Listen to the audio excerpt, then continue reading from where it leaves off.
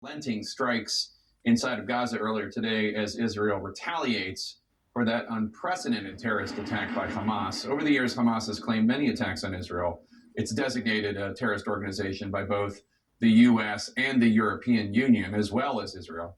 CNN's Sam Kiley explores how terrorists from Hamas pulled off the unthinkable, killing more than 900 people, most of them civilians, leaving entire communities in ruin and turning innocent civilians into hostages.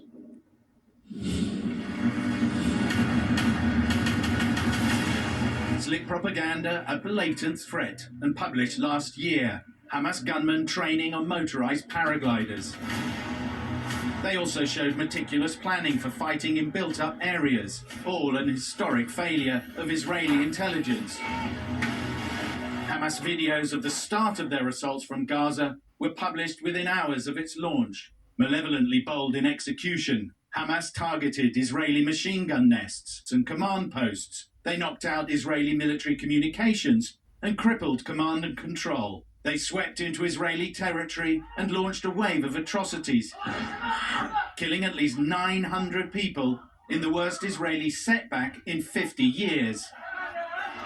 Once a branch of the Muslim Brotherhood, Hamas, a Sunni movement, won Palestinian elections in 2006 on a platform of social reform and resistance to Israel. Riven by corruption and incompetence, rivals Fatah launched attacks immediately against the movement, which denies the right of Israel to exist at all. In the end, Hamas won control of Gaza, and its grip on the enclave of around 2 million people tightened as Israel and Egypt largely sealed it off, causing intense humanitarian problems. Hamas responded with waves of rocket attacks against Israel that got worse as the years went by.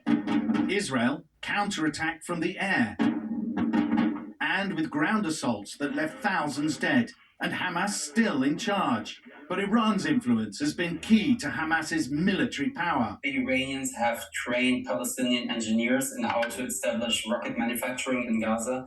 We know that the Iranians have provided certain production equipment which you need for the production of solid propellant rockets to Gaza and to other places as well. In the past, infiltrations were limited to attacks from tunnels. Hamas successfully hid its bigger plans for months.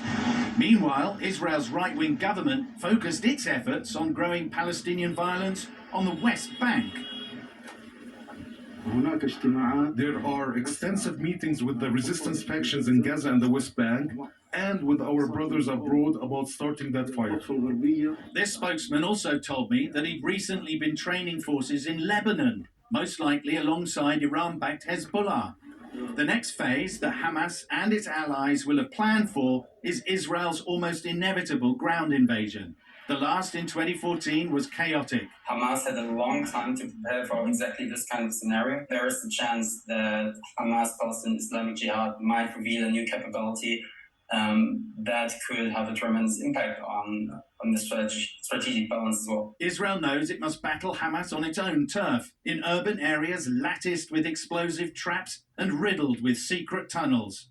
And Hamas will draw on the experience of Iran-backed Hezbollah, which ravaged Israel's armor in 2006, all the while trying to protect the lives of at least 130 hostages that Hamas says they will kill if Israel's attacks continue. Dealing with violent groups backed by Iran, a country that's bent on destroying Israel and building a nuclear weapon that could do just that. And our thanks to Sam Kiley for that report.